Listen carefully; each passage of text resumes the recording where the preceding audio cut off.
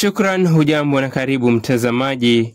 Huku tukiadhimisha kukamilika kwa mwezi mtukufu wa Ramadhani, Mheshimiwa Bronsafari alichukua nafasi hiyo dhahabia kwenda misikiti tofauti tofauti kutangamana na waumini wa dini ya Kiislamu, kuwajulia hali zao na vile kuwagawanyia chakula cha Idul Fitri, ikiwemo unga wa ngano, mchele na maharagwe, akisema kuwa aghalabu ni vyakula ambavyo huliwa wakati wa masiku ya Eid.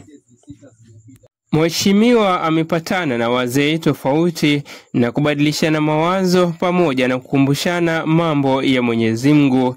Viongozi wa Kiislamu walimshukuru Mheshimiwa kwa kuwatembelea wakati wa shamra za Idul Fitri. Na Mungu ajalie tusaidiane tufike paka kwingine na tuko pamoja na Mheshimiwa.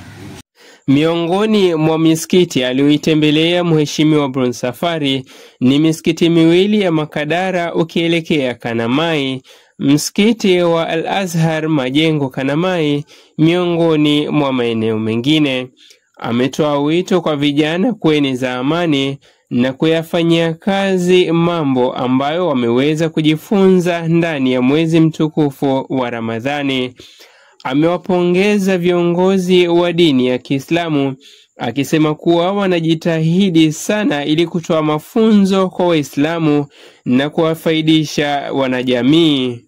Masheikh mbalimbali waliridhishwa na juhudi za Mheshimiwa Bronsafari za kuwaleta pamoja na kujitolea kwake kwa hali na mali ili kuona kwamba wakazi wa Mtepeni wanapata maendeleo.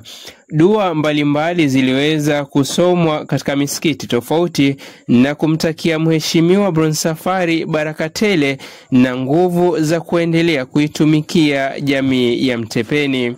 Mheshimiwa Bronsafari amewatakia Waislamu wote Eid Mubarak. Hadi wakati mwingine tena mtazamaji, tutakapopatana. Jina langu ni Abdalla Abrari na hii ni Abrar TV.